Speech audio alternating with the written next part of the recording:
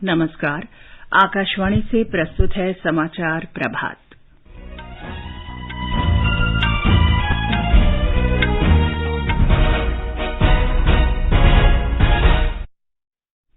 हिमाचल प्रदेश में भूस्खलन और बाढ़ में 22 लोगों की मौत। केंद्रीय अन्वेषण ब्यूरो ने दिल्ली आबकारी नीति घोटाले के सिलसिले में 5 लोगों को पूछताछ के लिए बुलाया। महाराष्ट्र सरकार राज्य के 12 जिलों में मेडिकल कॉलेज की स्थापना के लिए एशियाई विकास बैंक से 4,000 करोड़ रुपए का ऋण लेगी। कर्मचारी भविष्य निधि संगठन के सदस्यों की संख्या में इस वर्ष जून महीने में 18,36,000 की वृद्धि। भारत ने अफगानिस्तान को चिकित्सा सहायता की 10वीं खेप भेजी। सोमालिया की राजधानी मोगादिशु में हयात होटल पर आतंकी हमले में 30 लोगों की मौत। भारत ने हमले की कड़ी निंदा की। भारत की अमित पंघल बुल्गारिया में अंडर 20 विश्व कुश्ती चैंपियनशिप में स्वर्ण पदक जीतने वाली पहली भारतीय महिला पहलवान बनी और भारत के प्रमोद भगत और सुकांत कदम ने पटाया में थाईलैंड पैरा बैडमिंटन अंतर्राष्ट्रीय प्रतियोगिता में स्वर्ण पदक जीता।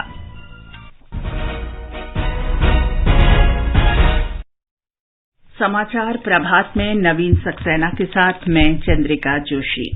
हिमाचल प्रदेश में तेज वर्षा के बाद भूस्खलन और बाढ़ से 22 लोगों की मौत हो गई है। वर्षा से जुड़ी घटनाओं में 12 लोग घायल हुए हैं और 6 लापता हैं। कांगड़ा जिले के चक्की रेल पुल कल बाढ़ में ध्वस्त हो गया। राज्य आपदा प्रबंधन विभाग के निदेशक सुदेश कुमार मोक्ता ने आकाशवाणी समाचार से बातचीत में बताया कि मंडी, कांगड़ा और चंबा जिलों पर सर्वाधिक असर पड़ा है और जान माल का नुकसान हुआ है। काफी तेज बारिश पूरे हिमाचल प्रदेश में हुई है। खासकर जो कुल्लू, मंडी, चंबा और बिलासपुर के क्षेत्र है, कांगड़ा के क्षेत्र है, उसमें बहुत ज्यादा अधिक बारिश हुई। अगर हम आंकड़ों के हिसाब देखें तो लगभग 300% ज्यादा बारिश एक दिन में यहाँ पर हो चुकी है। तो इसके कारण काफी भारी जान माल का नुकसान हिमाचल प्रदेश को झेलना पड़ा है। खासकर जो हमारा मंडी है, चंबा है और जो कांगड़ा है, उस जिले को ज्यादा नुकसान हुआ है। शिमला को भी नुकसान हुआ है। अगर टोटल मिला के देखा जाए तो 21 लोगों की यहाँ पर डेथ रिपोर्ट की गई है। तो लगभग 22 डेथ कल यहाँ पर हुई है। 6 लोग अभी भी मिसिंग है और जो नुकसान है काफी मात्रा में हुआ है। तो आज तक अगर देखा जाए तो 1250 करोड़ रुपए, क्योंकि अभी कल के आंकड़े और इकट्ठे हो रहे हैं, तो 1250 करोड़ से ज्यादा नुकसान हिमाचल को झेलना पड़ा है। तो ओवरऑल देखा जाए तो मानसून इस बार काफी नुकसान हिमाचल प्रदेश को कर रहा है और जो प्रेडिक्शन है वो लगभग 15 सितंबर तक ये मानसून एक्टिव रहेगा। और आज भी कुछ एक जिलों में येलो अलर्ट है, कल भी येलो अलर्ट है। आकांक्षा और भी की जा रही है और एडवाइजरी जो डिफरेंट है गवर्नमेंट के द्वारा निकाली गई है। राज्य सरकार ने संबंधित उपायुक्तों को पीड़ित लोगों को आश्रय उपलब्ध कराने का निर्देश दिया है। सभी जिलों को भूस्खलन और बाढ़ग्रस्त क्षेत्रों में शैक्षिक संस्थाएं बंद रखने तथा स्कूलों और सामुदायिक केंद्रों में राहत शिविर चलाने का निर्देश दिया गया है। मुख्यमंत्री जयराम ठाकुर ने उपायुक्तों के साथ वीडियो कॉन्फ्रेंस के माध्यम से बातचीत की और स्थिति की समीक्षा की। आकाशवाणी से विशेष बातचीत में मौसम विभाग के प्रवक्ता आर.के. जैनामणि ने बताया, अभी जो डिप्रेशन है मध्य प्रदेश से ऊपर छत्तीसगढ़ के पास है, जब वो जैसे ही आगे चलेगा तो रेन जो है 22 23 को बढ़ेगा। तो 22 23 के लिए हम लोग heavy rainfall warning Uttarakhand, Himachal Pradesh, Jammu Kashmir रखे हैं। और उसके साथ साथ प्लेन्स में जो राजस्थान एरिया है मध्य प्रदेश से नेक्स्ट 48 आवर्स के लिए हम लोग मेनली मध्य प्रदेश के लिए आज है 21 और 22 के लिए राजस्थान के लिए रेड कलर वार्निंग दे रहे हैं। बहुत ज्यादा बारिश होगा क्योंकि यहाँ एक डिप्रेशन बना हुआ है छत्तीसगढ़ के ऊपर जो राजस्थान इलाका को आएगा। तो इसके मतलब के प्रभाव में दिल्ली में भी 22 को रेन पड़ेगा। महाराष्ट्र सरकार राज्य के 12 जिलों में मेडिकल कॉलेज स्थापित करने के लिए एशियाई विकास बैंक से 4,000 करोड़ रुपए का ऋण लेगी। ये मेडिकल कॉलेज जलगांव, सातारा, अलीबाग, सिंधुदुर्ग, उस्मानाबाद, परभणी, अमरावती, रत्नागिरी, गढ़चिरौली, भंडारा और अंबरनाथ में स्थापित किए जाने हैं।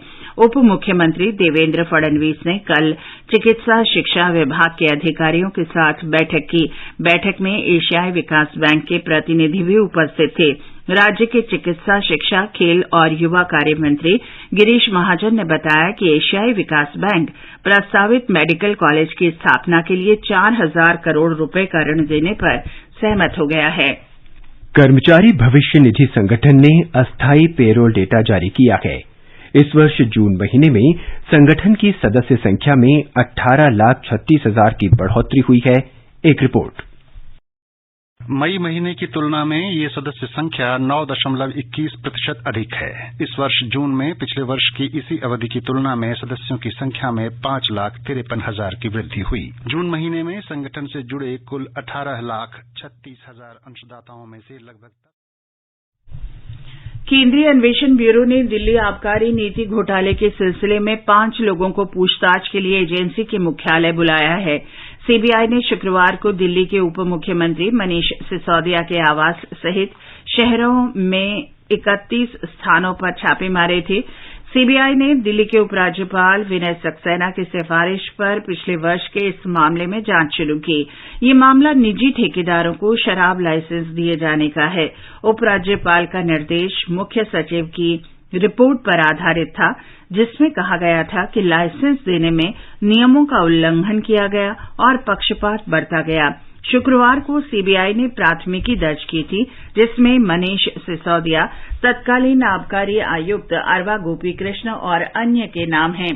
भारतीय जनता पार्टी ने आबकारी नीति घोटाले में दिल्ली सरकार और उप मुख्यमंत्री मनीष सिसोदिया पर भ्रष्टाचार का आरोप लगाया है। सूचना और प्रसारण मंत्री अनुराग ठाकुर ने कहा कि इस घोटाले के आरोपी मनीष सिसोदिया हैं, लेकिन इसमें मुख्य भूमिका दिल्ली के मुख्यमंत्री अरविंद केजरीवाल की है। मेरा सवाल इनसे ये है कि मनीष सिसोदिया जी बताएं कि मैन्युफैक्चरिंग कंपनियों को रिटेल में ठेके की अगर अनुमति नहीं होती थी तो आपने क्यों दी? मनीष सिसोदिया जी से मेरा दूसरा सवाल ये है और अरविंद केजरीवाल जी से कि कार्टेल कंपनियों को शराब बेचने की ठेका क्यों दिया? अगर दिया तो क्यों?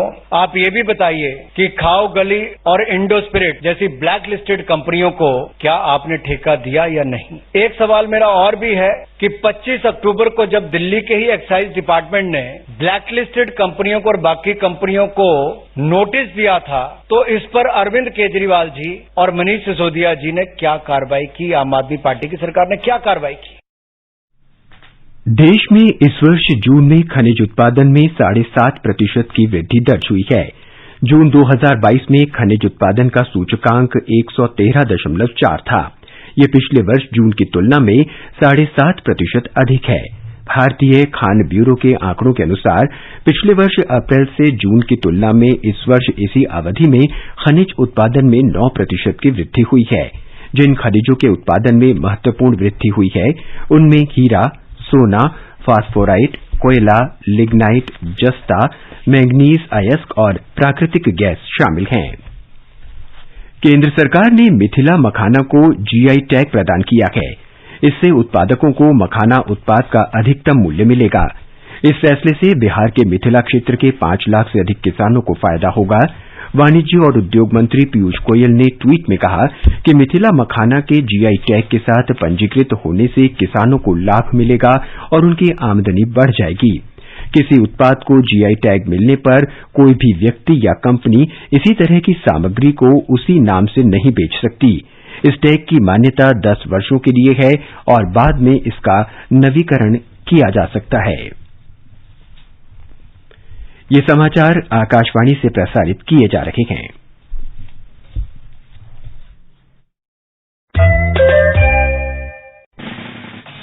खुजली झटपट दूर करे, जालिम लोशन, वही नाम वही काम, कुछ भी नहीं बदला। चर्म रोगों का दुश्मन जालिम लोशन। समाचार प्रभात में आपका फिर स्वागत है। भारत ने अफगानिस्तान को मानवीय सहायता के तौर पर दवाओं की 10वीं खेप कल राजधानी काबुल में विश्व स्वास्थ्य संगठन और इंदिरा गांधी अस्पताल को सौंपी। संयुक्त राष्ट्र ने अफगानिस्तान को तुरंत सहायता दिए जाने की अपील की थी। इसे देखते हुए भारत अब तक अफगानिस्तान को 32 टन दवाएं भेज चुका है। इनमें जीवन रक्षक दवाओं के साथ साथ तपेदिक निवारक दवाएं और कोविड की 5 लाख डोज शामिल हैं। सोमालिया में राजधानी मोगादिशु के हयात होटल पर अल शबाब गुट के आतंकवादी हमले में मृतकों की संख्या बढ़कर 30 हो गई है। शुक्रवार देर रात हुए इस हमले में कई लोग घायल हुए हैं। सुरक्षा बलों ने घटनास्थल से अनेक लोगों को सुरक्षित निकाला। हमलावरों ने इमारत में घुसने और गोलीबारी से पहले होटल के बाहर 2 विस्फोट किए। मीडिया की खबरों के अनुसार अब भी एक आतंकवादी होटल के अंदर मौजूद है। मृतकों में होटल का मालिक अब्दिर रहमान हसन इमाम भी शामिल है। हमले की जिम्मेदारी चरमपंथी गुट अल शबाब ने ली है। ये गुट उन जगहों पर लगातार हमले करता रहा है जहां सरकारी अधिकारियों का आना जाना होता है। भारत ने इस हमले की कड़ी निंदा की है और पीड़ितों के परिजनों के प्रति गहरी संवेदना व्यक्त की है। भारत ने इसे आतंकवाद की कायराना कार्रवाई बताया। विदेश मंत्रालय के प्रवक्ता अरिंदम बागची ने कहा कि भारत आतंकवाद के खिलाफ संघर्ष में सोमालिया के साथ है। आगे बढ़ने से पहले एक नजर फिर से मुख्य समाचारों पर। हिमाचल प्रदेश में भूस्खलन और बाढ़ में 22 लोगों की मौत। केंद्रीय अन्वेषण ब्यूरो ने दिल्ली आबकारी नीति घोटाले के सिलसिले में 5 लोगों को पूछताछ के लिए बुलाया। महाराष्ट्र सरकार राज्य के 12 जिलों में मेडिकल कॉलेज की स्थापना के लिए एशियाई विकास बैंक से 4,000 करोड़ रुपए का ऋण लेगी। कर्मचारी भविष्य निधि संगठन के सदस्यों की संख्या में इस वर्ष जून महीने में 18,36,000 की वृद्धि। भारत ने अफगानिस्तान को चिकित्सा सहायता की 10वीं खेप भेजी। सोमालिया की राजधानी मोगादिशु में हयात होटल पर आतंकी हमले में 30 लोगों की मौत। भारत ने हमले की कड़ी निंदा की। भारत की अंतिम पंघल बुल्गारिया में अंडर 20 विश्व कुश्ती चैंपियनशिप में स्वर्ण पदक जीतने वाली पहली भारतीय महिला पहलवान बनी और भारत के प्रमोद भगत और सुकांत कदम ने बताया कि थाईलैंड पैरा बैडमिंटन अंतर्राष्ट्रीय प्रतियोगिता में स्वर्ण पदक जीता। क्या आप वरिष्ठ नागरिक हैं? क्या आपके मन में सेहत, आर्थिक, सामाजिक या भावनात्मक मुद्दों से जुड़ा कोई सवाल है? आकाशवाणी आपके लिए लेकर आया है कार्यक्रम एक कदम और बुजुर्गों के लिए, हर रविवार रात 9:30 बजे FM गोल्ड पर।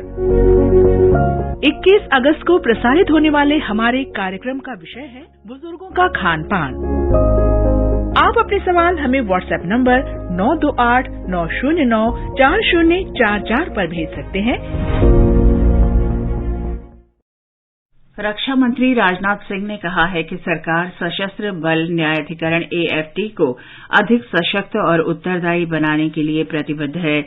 नई दिल्ली में आयोजित आत्मनिरीक्षण सशस्त्र बल न्यायाधिकरण विषय पर एक संगोष्ठी को संबोधित करते हुए उन्होंने कहा कि सशस्त्र बल न्यायाधिकरण मामलों के त्वरित निपटान में मदद करेगा। उन्होंने कहा कि समय पर न्याय मिलने से न केवल सशस्त्र बल न्यायाधिकरण पर बोझ कम होगा बल्कि व्यवस्था में सैनिकों का विश्वास भी मजबूत होगा।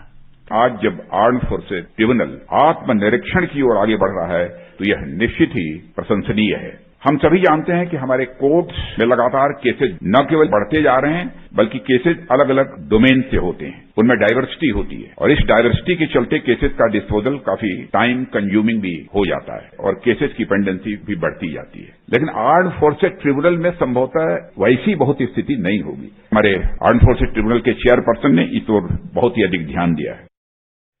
महिला पुलिस का 10वां राष्ट्रीय सम्मेलन आज शिमला में शुरू हो रहा है। 200 से अधिक महिला पुलिस अधिकारी और कर्मी 2 दिन की इस बैठक में भाग लेंगे।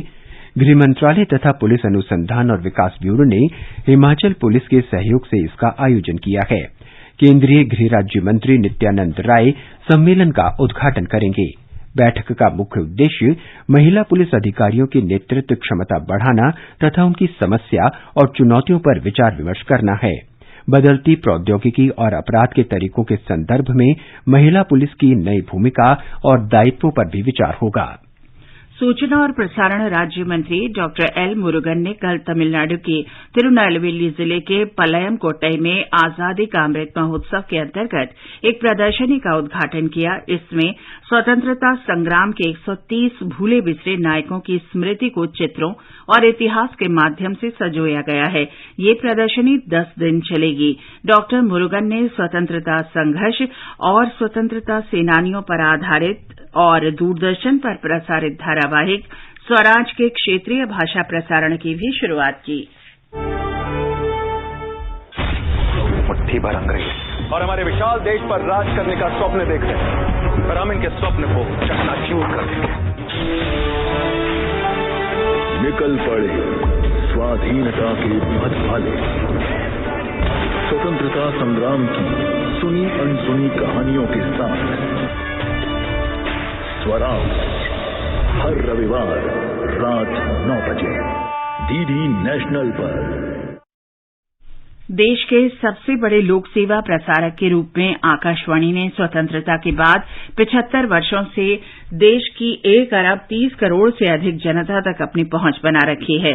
आकाशवाणी आजाद भारत की बात आकाशवाणी के साथ श्रृंखला के माध्यम से स्वतंत्रता की 75वीं वर्षगांठ का उत्सव मना रहा है।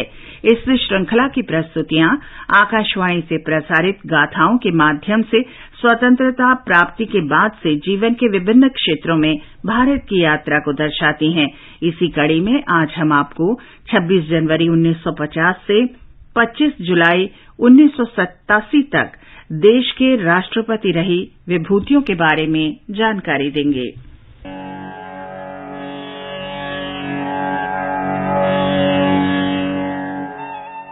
राष्ट्रपति भारत का संवैधानिक प्रमुख और सशस्त्र बलों का सर्वोच्च कमांडर होता है। राष्ट्रपति को देश का प्रथम नागरिक भी कहा जाता है। 1950 में संविधान को अपनाने के साथ भारत को गणतंत्र के रूप में घोषित किए जाने के बाद से अब तक 15 राष्ट्रपति बन चुके हैं। डॉक्टर राजेंद्र प्रसाद देश के पहले राष्ट्रपति थे जो 26 जनवरी 1950 से 13 मई 1962 तक पद पर रहे। We have up to now been taking a pledge to achieve freedom and to undergo all sufferings and sacrifices for it. Time has come when we have to take a pledge of another kind. Let no one imagine that the time for work and sacrifice is gone and the time for enjoying the fruits thereof has come. Let us realize that the demand on our enthusiasm and capacity for an unselfish work in the future will be as great as, if not greater than, what it has ever been before. We have therefore to dedicate ourselves once again to the great cause that beckons us. The task is great, the times are propitious. इसके बाद doctor Sarvepalli Radhakrishnan देश के दूसरे राष्ट्रपति चुने गए और 13 मई 1967 तक पद पर बने रहे। In our constitution it is laid down that we have to build a civilized society which is based on the freedom of the human spirit, economic opportunities for all and social justice. 1967 में जाकिर हुसैन देश के तीसरे राष्ट्रपति बने और 3 मई 1969 तक पद पर रहे। I pledge my loyalty to my country, irrespective of region or language. I pledge myself to work for its strength and progress. The whole of Bharat is my home, and the people are my family. उनके बाद देश को 2 कार्यवाहक राष्ट्रपति मिले। वीवी गिरी 3 मई 1969 से 20 जुलाई तक और मोहम्मद हिदायतुल्ला 20 जुलाई से 24 अगस्त 1969 तक कार्यवाहक राष्ट्रपति रहे।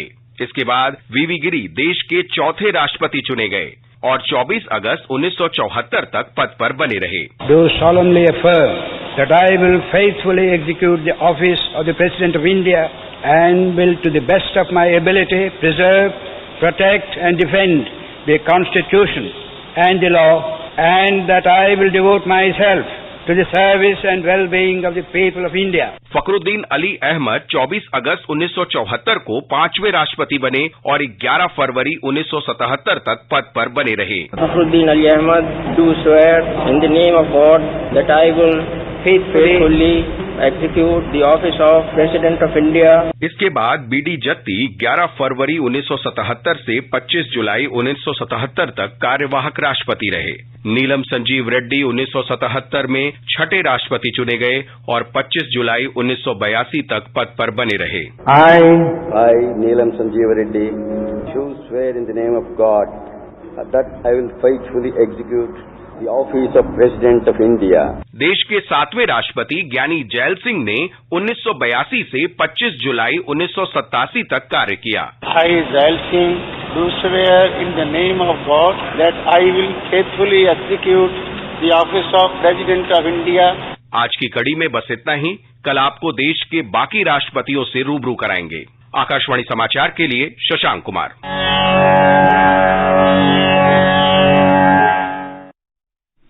आजाद भारत की बात आकाशवाणी के साथ ट्विटर पर @AIR news alerts, YouTube channel news on AIR official, news on AIR app, Facebook और इंस्टाग्राम पर सुना जा सकता है। सुर्खियों में सवेरे कार्यक्रम में आइए अब सुनते हैं हर घर जल सबके लिए वरदान विषय पर परिचर्चा।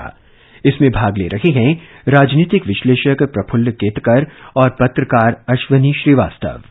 प्रधानमंत्री नरेंद्र मोदी ने शुक्रवार को जल जीवन मिशन के तहत हर घर जल उत्सव को वीडियो संदेश के माध्यम से संबोधित किया। इस कार्यक्रम को गोवा में आयोजित किया गया था। उन्होंने अपने उद्बोधन में कहा, सबसे पहले आज देश के 10 करोड़ ग्रामीण परिवार पाइप से स्वच्छ पानी की सुविधा का लाभ ले पा रहे हैं। यह सबका प्रयास का एक बेहतरीन उदाहरण है। उन्होंने ये भी कहा कि आज गोवा देश का पहला राज्य बना है जिसे हर घर जल सर्टिफाई किया गया है।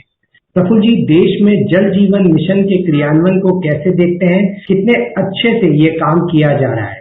भारत में ग्रामीण क्षेत्र में लगभग 19 करोड़ उनका निवास होता है। जब ये मिशन शुरू हुआ तो 3 करोड़ के आसपास लोगों का 2019 में टैप वाटर फैसिलिटी उनको मिल रही थी। आज वो नंबर 10 करोड़ तक पहुंच गया है। इसका अर्थ ये है कि पिछले 70 वर्षों में जो 3 करोड़ था वो पिछले 3 वर्ष में 7 करोड़ बढ़ के 10 करोड़ तक पहुंच गया है। ये अपने आप में एक बहुत बड़ी अचीवमेंट है। ग्रामीण क्षेत्र में किसी परिवार के किसी घर के अंदर यदि नल से पानी पहुंच रहा है, हर घर जल पहुंच रहा है, तो उससे पानी की सुविधा, स्वच्छ और लायक पानी की सुविधा ये तो सुनिश्चित होती है, जो महत्वपूर्ण है। लेकिन इसके साथ साथ एक तरीके से हम ग्रामीण क्षेत्र में रहने वाले भारतीयों के लिए एक तरह से उनके स्वास्थ्य के भी, क्योंकि बहुत सारे स्वास्थ्य के ऐसी समस्याएं हैं जो पानी के कारण निर्माण होती है। दूसरी तरफ इसके लिए पानी लाने के लिए महिलाओं को बहुत दूर तक जाना पड़ता था। उनका समय भी, स्वास्थ्य भी, उनके कष्ट भी हम कर पाएंगे। ये एक तरह से ईज ऑफ लिविंग का भी है और हमारे ह्यूमन रिसोर्स को, क्वालिटी ह्यूमन रिसोर्स को कंस्ट्रक्टिव काम में लगाने के लिए पर्याप्त समय मिलेगा। मैं मानता हूं कि जल, स्वास्थ्य और समय, इन तीनों को यदि हम एकत्रित जोड़ते हैं तो ये अपने आप में बहुत एम्बिशियस प्रोजेक्ट है। 2024 तक यदि सही में हम बचे हुए 9 करोड़ परिवारों तक स्वच्छ जल नल से पहुंचा सकते हैं तो मैं मानता हूं भारत को विकसित बनाने की जो एक हमने प्रण लिया है उसमें एक नींव के रूप में, एक मील के पत्थर के रूप में जल जीवन मिशन अपनी भूमिका निभाएगा। जल सुरक्षा सुनिश्चित करने के लिए सरकार के बहुआयामी दृष्टिकोण के बारे में बात करते हुए प्रधानमंत्री ने कैच द रेन, अटल भूजल योजना, हर जिले में 75 अमृत सरोवर, नदियों को आपस में जोड़ने और जल जीवन मिशन जैसी पहलों के बारे में भी बात की थी। कैसे देखते हैं आप सरकार के द्वारा उठाए गए इन कदमों को या इन सुझावों को? खास तौर से जो बात कही जाती है नदियों को आपस में जोड़ने से, आपको लगता है कि पानी की अवेलेबिलिटी के लिए ये कदम महत्वपूर्ण है? मिशन के रूप में जल जीवन मिशन को हमने आगे बढ़ाया है। उस समय हमको हमारी एक इंटीग्रल वाटर मैनेजमेंट पॉलिसी के बारे में भी सोचना चाहिए। उसी तरफ कहीं ना कहीं प्रधानमंत्री जी ने इशारा किया है। हमको इंडस्ट्रियल वेस्ट का, गंगा स्वच्छता अभियान जैसे अभियानों का, हर घर जल वाले मिशन का, रिवर लिंकिंग का, इन सबको एकत्रित रूप में विचार करते हुए, और यही कारण था कि जल शक्ति मंत्रालय को अलग से गठित किया गया। जल को शक्ति के रूप में देखना, जहां पे कमी है वहां पे आपूर्ति हो, जहां पे अति हो रहा है, बाढ़ जैसी स्थिति आ रही है, उसका यूटिलाइजेशन सही जगह से हो, उसका भी मैनेजमेंट हो। ये जब तक हम नहीं देखेंगे, हम उसको आपसी संघर्ष के मुद्दे के बजाय पूरे राष्ट्र की शक्ति के रूप में उसका संचय। भारत की एक विशेषता रही है अश्विन जी, भारत की संस्कृति भी जल केंद्रित रही है। भारत की पूरी सभ्यता ये नदियों और तालाबों के किनारे विकसित हुई है। दुर्भाग्य से जिस तरीके का अर्बनाइजेशन भारत में हुआ, शहरीकरण हुआ, उसमें जल का व्यवस्थापन, इसके बारे में बहुत ज्यादा सोचा नहीं गया। शहर जो है वो बहुत बार पानी के लिए बाहर के स्रोतों पर निर्भर है। तो मुझे लगता है कि जब तक हम ये पूरी तरह से इंटीग्रल अप्रोच नहीं, और जल शक्ति मंत्रालय प्रधानमंत्री ने जैसे कल के अपने संबोधन में कहा, और एक उत्सव के रूप में वो मनाया गया, लेकिन उस उत्सव के पीछे एक सहभागिता की मानसिकता है। सबको साथ लेकर एक जल को शक्ति के रूप में परिवर्तित करने का ये अभियान के रूप में मैं इसको देखता हूँ। प्रधानमंत्री ने कल के समारोह में कहा कि जल जीवन मिशन की सफलता की वजह उसके 4 मजबूत स्तंभ है, जो कि जन भागीदारी, साझेदारी, राजनीतिक इच्छा शक्ति और संसाधनों का पूरा इस्तेमाल है। कितना महत्वपूर्ण है ये 4 स्तंभ? सुशासन के किसी भी विषय में मुझे लगता है कि ऐसी राजनीतिक इच्छा शक्ति, सहभागिता, पारदर्शिता ये बहुत आवश्यक है। आज जैसे कि हम देख सकते हैं, चाहे जल जीवन मिशन हो, चाहे इलेक्ट्रिफिकेशन हो या स्वच्छता का अभियान हो, इसमें हमने देखा कि सहभागिता के द्वारा अलग अलग स्टेक होल्डर्स को साथ में लेते हुए अलग अलग राज्यों में भी एक तरीके से हम देखते हैं कि एक सकारात्मक स्पर्धा का वातावरण है। तो मैं मानता हूं कि ये केवल सरकारी योजनाओं से नहीं हो सका। सरकारी इनिशिएटिव इसमें महत्वपूर्ण है, लेकिन उस राजनीतिक इच्छा शक्ति के साथ साथ उसका अमल करने के लिए गैर सरकारी क्षेत्र की सहभागिता, लोगों में एक तरह से उसके बारे में चेतना जागरूक करना और सही नीति का सही कार्यान्वयन, ये जब होता है तो मुझे लगता है ऐसा मिशन जो है वो सफल हो पाता है। अभी आप सुन रहे थे हर घर जल सबके लिए वरदान विषय पर परिचर्चा। प्रतिभागी थे राजनीतिक विश्लेषक प्रफुल्ल केतकर और पत्रकार अश्वनी श्रीवास्तव। और अब खेल खबरें। भारत के प्रमोद भगत और सुकांत कदम ने कल पताया में थाईलैंड पैरा बैडमिंटन अंतर्राष्ट्रीय टूर्नामेंट के डबल्स मुकाबले में स्वर्ण पदक जीत लिया है। पुरुष सिंगल्स में मनदीप कौर ने फाइनल में मानसी को हराकर स्वर्ण पदक अपने नाम किया। मनीषा रामदास ने भी फाइनल में जापान की कायदे कामिया को हराकर स्वर्ण पदक जीता। कल संपन्न हुए इस टूर्नामेंट में भारत को 4 स्वर्ण, 5 रजत और 8 कांस्य पदक सहित कुल 17 पदक प्राप्त हुए। हरियाणा की 17 वर्षीय अंतिम पंघल बुल्गारिया में अंडर 20 विश्व कुश्ती चैंपियनशिप में स्वर्ण पदक जीतने वाली पहली भारतीय महिला पहलवान बन गई हैं। भारत के लिए स्वर्ण पदक ऐतिहासिक है, क्योंकि भारत को अंडर 20 विश्व चैंपियनशिप की महिला कुश्ती में अभी तक कोई स्वर्ण पदक नहीं मिला था। और नवीन, अब आप बताएं आज के समाचार पत्रों में क्या विशेष है। चंद्रिका, अमर उजाला और दैनिक भास्कर ने हिमाचल और उत्तराखंड में बाढ़ और भारी बारिश से हुए नुकसान के चित्र सुर्खियों में दिए हैं। अखबारों ने उत्तराखंड और हिमाचल के संपर्क मार्गों के टूटने से हुए नुकसान के प्रथम आकलन के साथ लिखा है, बारिश का 64 साल का रिकॉर्ड टूटा। समाचार पत्रों ने दिल्ली में भ्रष्टाचार पर राजनीतिक गहमागहमी को भी सुर्खी बनाया है।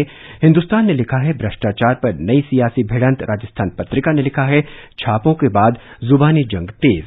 सेना को हथियार खरीदने की आपात शक्तियों की तैयारी अमर उजाला की बड़ी खबर है।